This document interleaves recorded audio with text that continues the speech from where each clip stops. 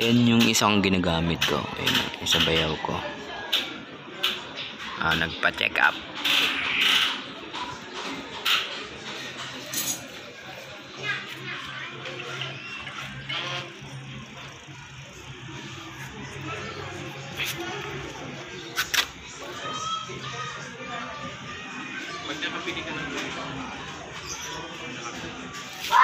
Ready na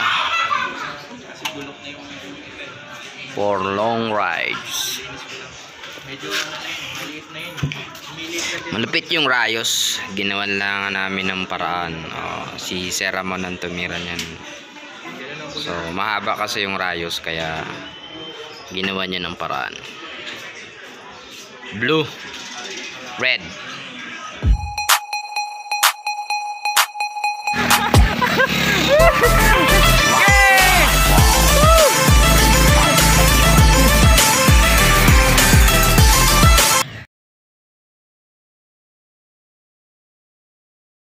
Ayan na, si Sir Ramon. Grabe laki ng pangano niya. Pa-upgrade tayo na. Ay ko.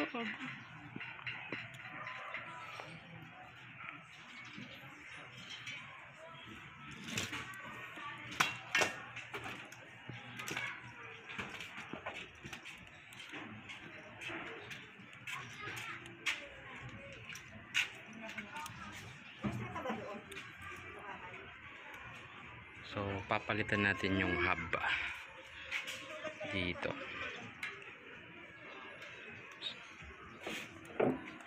Tapos yung crank, stuck pa yung crank ko eh. So papalitan natin yung Shimano Altos. Anong ginawa mo doon sa ano? Makindi? Makindi. Magpalitan ko ng air shock. Air shock? Full suspension bike. Ayun na. Kaya mo bang ayusin yung ano, yung mga katulad niya nawawala yung lockout? Yung parang di na siya naglalak. Medyo mahirap. Kaya naman sana, kaso marami pa kasi akong kulang na gamit. Kasi tinanong ko niya, mahal din pala ng paayos niya. Oo. Dun sa Alabang. Around 700 to 600. 500 ang minimum nila dyan. Ano nga yun eh, parang 1.5 ata, 2,000. 1.5? Kasi hindi na to nag-ano eh. Pag air. Mura lang naman pag oil. Hindi ko alam kung air o ano to eh. Coil yan. Coil? Coil. Oil? Coil tap. Paano ba malaman? Ayun o, yung air ano, Ito? adjuster niya. Ito ta. Yan, sa ibabaw. Coil type lang siya. Pag air. Meron siyang valve dyan. May Yun. nakalagay air. Yun pala yun.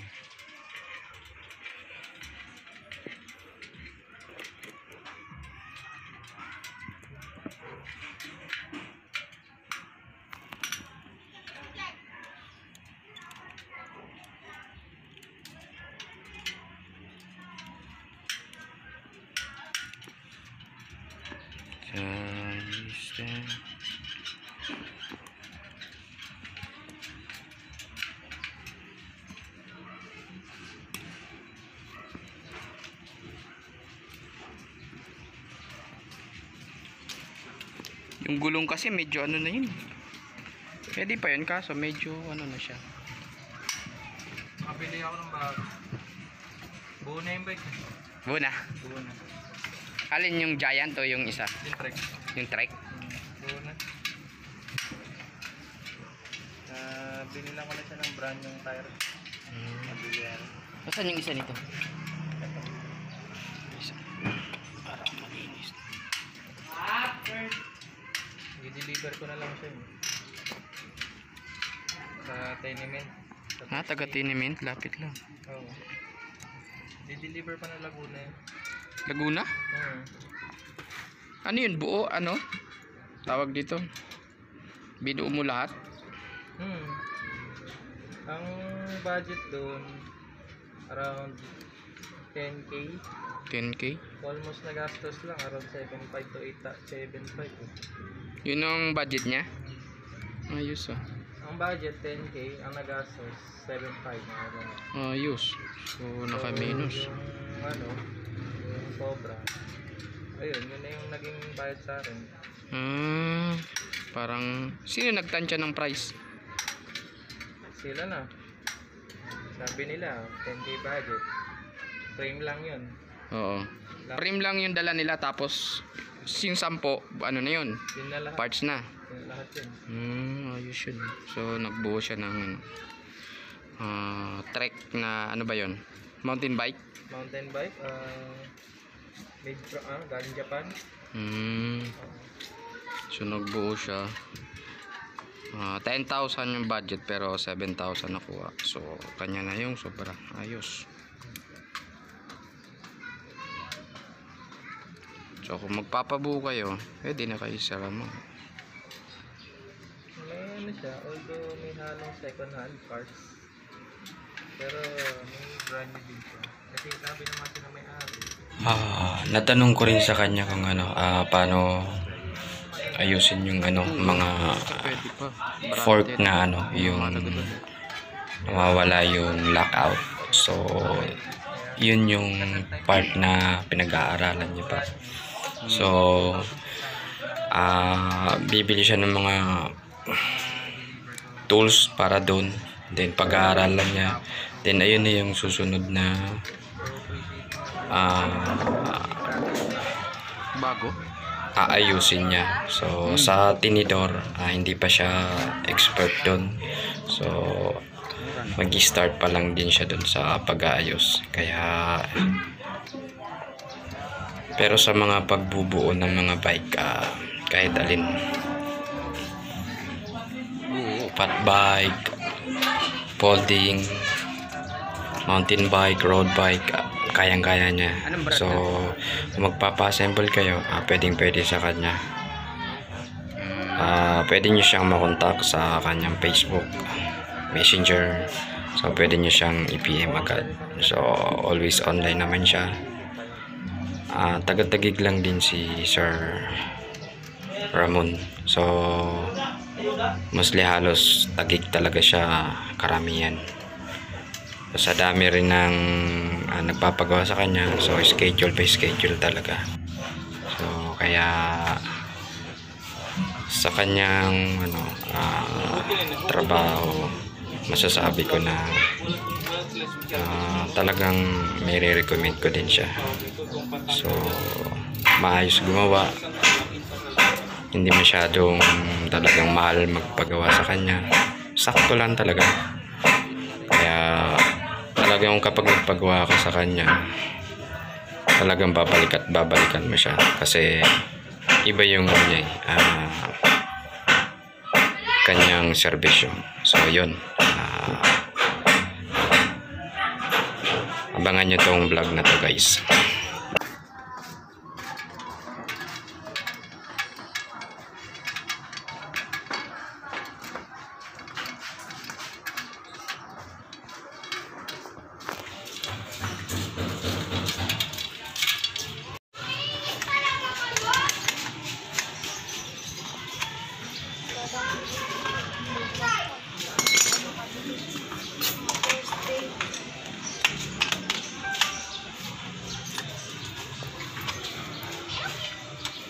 Shopee.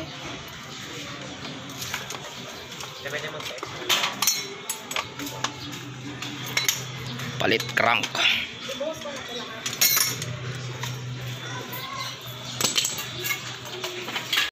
Oh, ito yung yung old crank ko. So, stock pa yan, kaya pinapalitan ko ngayon. So, yung papalit kong crank, Shimano. So, bigay lang din sa atin yung bigay ni PJ.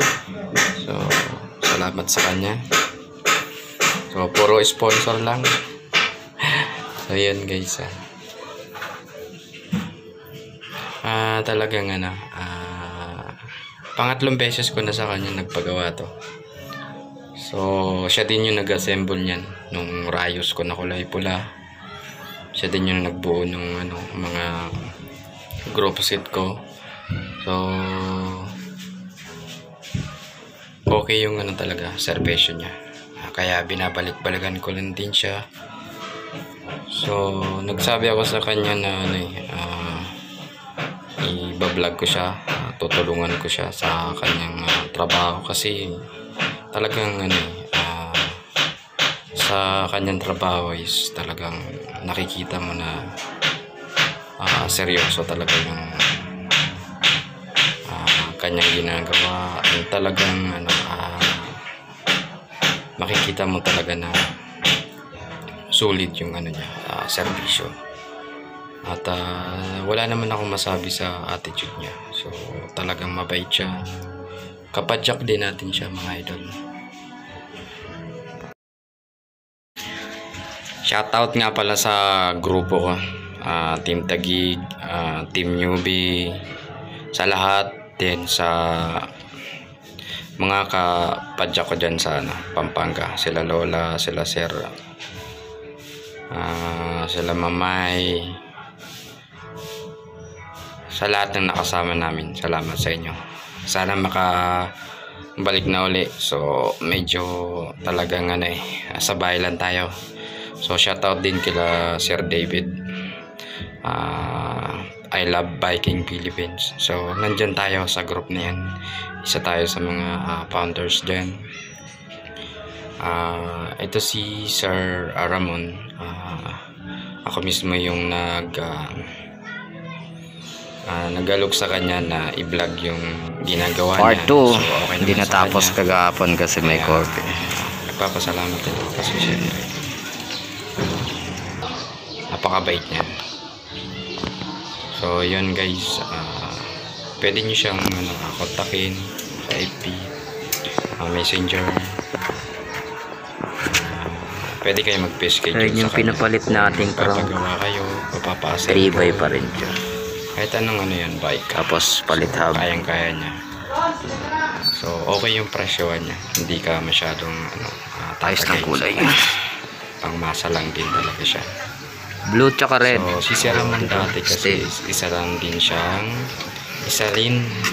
siyang Yun yung hub na delivery. pinalit natin. So nagpo-food panda siya kung hindi ako nagkakamali.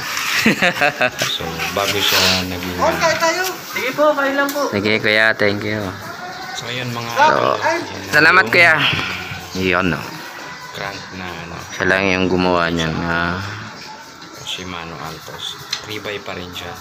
Tapos yung ginawa niya sa Rayos ko, yan si Sir Ramon. medyo mahaba kasi yun, kaya ginawa niya in-scartiad. Magkano pag nagpa-overhaul? Combination niya na lang Ang ano mo doon, tansya mo. tsaka red. 500 So pesos. mas maiksi yung blue. Bale, ang gagawin na doon, Inalan re-repack lahat ng bearing. Hindi na ako Yung drive 3, all pipe. ang Pinilinis ganda na ng rin. pagkaseta. Kung Pati na to, crank. Buo na yan. bubuksan lahat, crankset, Kulay blue na. Overhauling tawag doon.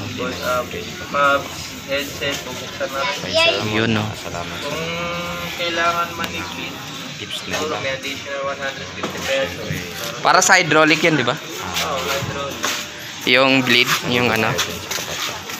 Kung home service, bali merong Ayun. merong additional 100 Marami ko pesos siyang pupuntahan. sa around Taguig only. Kung kung Pasig, mga bandang Bagong Ilog. Tapos Makati, mga ganyan. May additional din.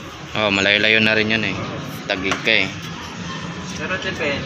Kasi may scheduling kasi. Oh. Kung set pa kung kailan magiging available or kailan ako available. Yun no. So marami siyang ano eh. Kliyente. So, schedule. Pag overhaul sa kanya 500. Lahat na yun. Lahat ng moving parts, Yun. bearing, i-repack na yun. Ang hindi lang kayang gawin sa ngayon, yung port. Kasi bago pa lang kasi tayo sa mekaniko, kaya kailangan Sa port? Sa port, oh. Oo, yung dito sa ano. XCR. So, Lim- hindi pa ako nagbubukas ng ganyan. So, yun, di niya pa specialized to. PM lang kayo sa page to. I-replyan ko kayo agad. Yun. So, PM nyo guys. Hindi pa lang natin kayang gawin yan yung mga port. Meron siya, kaya yan. Hindi pa natin kaya magbukas yan. Kasi kulang pa tayo sa gamit. So, yun. So, sa Air Force, sa mga Ford, hindi pa siya masyadong ano. Kasi wala pa siya mga gamit. So, yun lang yung ano niya. Pero kung sa assemble, no problem tayo dyan. Kasi kaya naman natin mag-assemble. Kahit full bike hanggang half tayo. So, yun.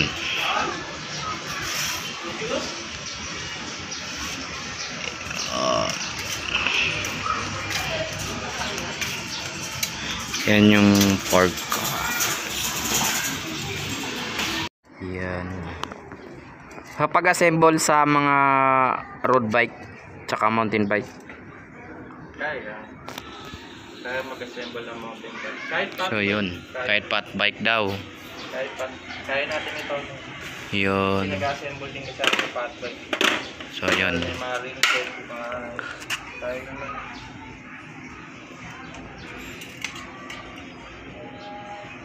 So, pwede niyo siyang kontakin sa Facebook. Ibababa ko rin yun. Ilalagay ko sa link. Meron akong page. Online bike mechanic. Mag-search nyo lang sa Facebook. So, makikita nyo na rin din yung mga available na services. Tsaka yung Mountain bike. mountain bike. Kaya. Hindi, yung ano, yung page. Online bike mechanic. Online bike mechanic. So, yun yung may page siya dun. Online bike mechanic. So, pwede nyong i-search yun. Ano yung makikita dun, sir? Makikita nyo din yung may mga available services. So, ano na yung available na kayang gawin.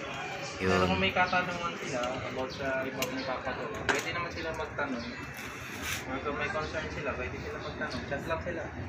Active naman tayo sa, lagi naman tayo online. Facebook lang ba at saka messenger yung gamit niya? Messenger. Yeah. So, yun. So, makakontak nyo sa Facebook tsaka messenger. So, pwede nyong i-PM agad. Online naman siya parate. So, tagig lang din naman yan si Sir. Malapit-lapit lang sa amin. Kaya medyo okay lang na dumayo. So, na rin.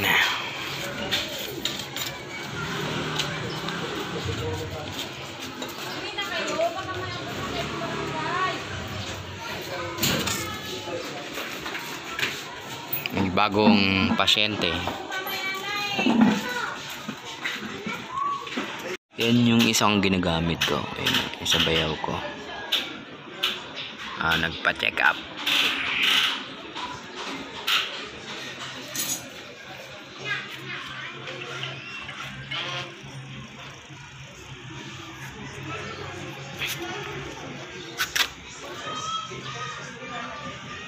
Pag nakapili ka ng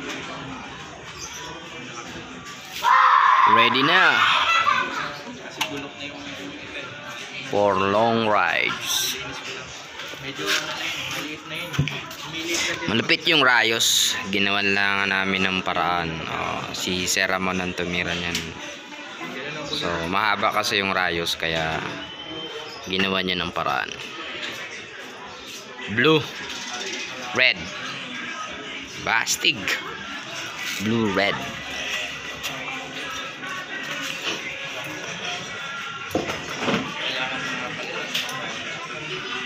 Remedyo lang itong ginawa ko para paano namin.